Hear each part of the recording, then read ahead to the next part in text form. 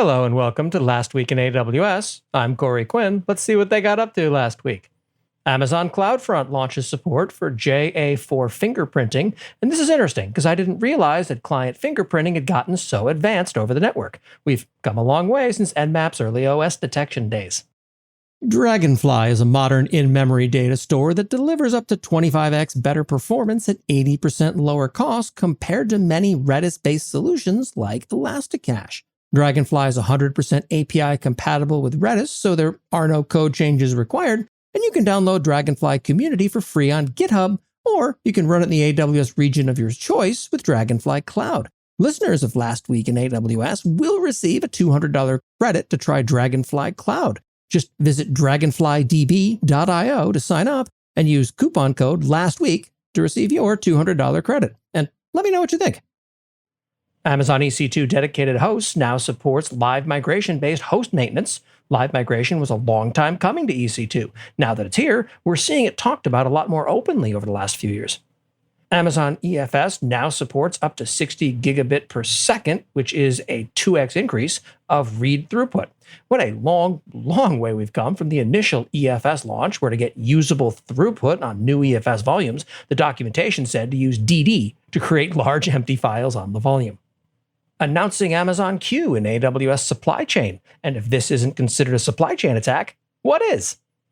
Amazon S3 adds new region and bucket name filtering for the List Buckets API. Ooh! Finally, I can give bucket access to someone and their client doesn't have to display the output of 50 other bucket names to which they don't have access. This has driven me nuts for years. Assign billing of your shared Amazon EC2 on-demand capacity reservations. I know the good reasons for it, but every time I see things like this, it makes me imagine an engineering team declaring economic war on those bastards over on the other engineering team. AWS Resource Explorer introduces new API to list resource inventory. Wow, historically, the only thing that offered anything even remotely akin to this feature was, and I am not kidding, the billing system. AWS Transfer Family SFTP connectors now provide real-time status of file transfer operations. This now outpaces the native capabilities of the FTP command line client. Finch expands support to Linux, streamlining container development across platforms. This is a very polite tiptoeing around the reality that not everyone's a huge fan of Docker the company's pricing and licensing moves in recent years. Ubuntu Pro for EC2 spot instances. This strikes me as insane. You don't need long-term support on instances that are definitionally ephemeral, and if you need support on those instances for legacy packages, why wouldn't you patch the AMI in question once and then deploy from that thing instead of paying an ongoing support fee? Who is using this, and what are they using it for? Innovating with AI in regulated industries. Regulated industries are designated such for excellent reasons. In approximately none of them are robots who make things up and declare them true an asset.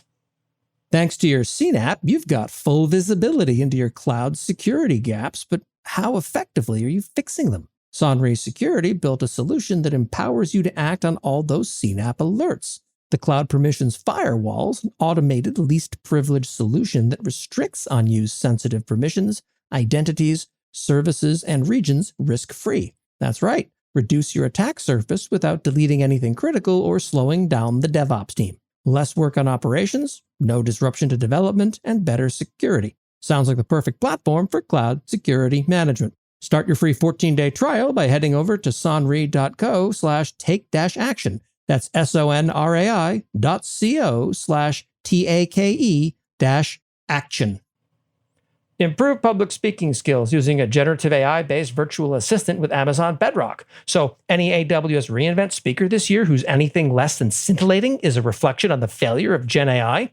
As one of those speakers myself in COP 218, sign up before it's full, I can assure you that my mistakes are my own, and I will be taking absolutely no feedback from a robot. Support for Amazon CloudWatch evidently ending soon. CloudWatch evidently is one of this week's two deprecated AWS services, the other being IoT Device Management Fleet Hub, whatever that might be. When CloudWatch evidently was announced, my question was, why wouldn't you just use AppConfig? And CloudWatch evidently, in its deprecation announcement, we suggest using AppConfig. And that's what happened last week in AWS. I'm cloud economist Corey Quinn. Please stick around.